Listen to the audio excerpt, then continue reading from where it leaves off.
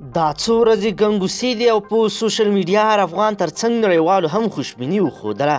تېره ورځ ولسمشر غني او د حکومت اجرایه ریاست رئیس عبدالله ډېر خواږه ټویټونه کړي وه او د خوښۍ زیري ولس ته ورکړل. ملګرو کوم پوسټونه چې خلکو کول دومره په اسانه هم نه راځي. اوږده پروسه لا پاتې ده چې د امریکایانو نه بعد به بین الافغاني مذاکرات به شروع کیږي چې اوږده پروسه ده. اصلي موضوع دا ده چې اوربند به څه وخت کیږي او د څومره ورځو لپاره به کیږي چې بیا لاړ شو خپلو کلیو ته خپلو پټي وګورو خپل کلیوال وګورو. ملګرو راځئ چې د اوربند په هکله ډېر ښه زیری درته لرم. ویډیو تر اخره وګورئ چې مهم موضوعات دي. قدرمنو لیدونکو السلام علیکم، ستړي مه شئ.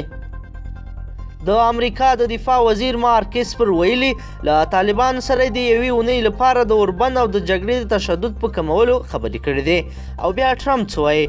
د امریکا ولسمشر ډونالډ ټرمپ ویلي دی له طالبانو سره د سولې او له افغانستانه د خپلو عسکرو د ایستلو لپاره یو ښه تړون ته نږدې شوي دي. د ټرمپ پر وینا هیله مند دي چې د راروانې میاشتې تر پایه له طالبانو سره د سولې یو ښه تړون لاسلیک شي.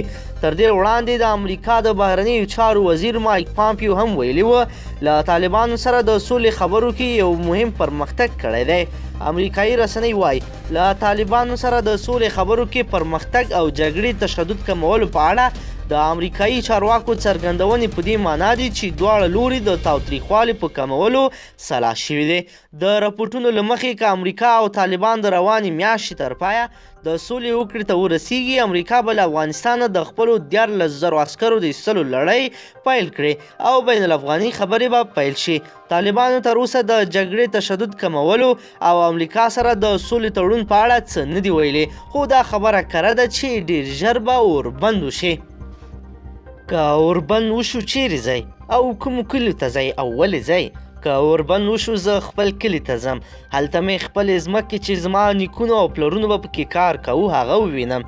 یو پسه چپه کوم او له خپلو تروبرونو او کلیوالو همزولو سره د پټیو په سر یو ښایسته میله جوړوم، ګپ شپ به ورسره وولم.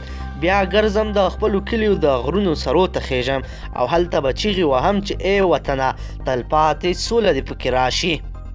قدرمنو لیدونکو که چیرې غواړئ چې ورته تازه او مهمو پیښو څخه ځان ډېر ژر او په لنډو کې خبر کړئ، زموږ چینل د سره ضرور سبسکرایب کړئ او ویډیو د سره حتما لایک کړئ.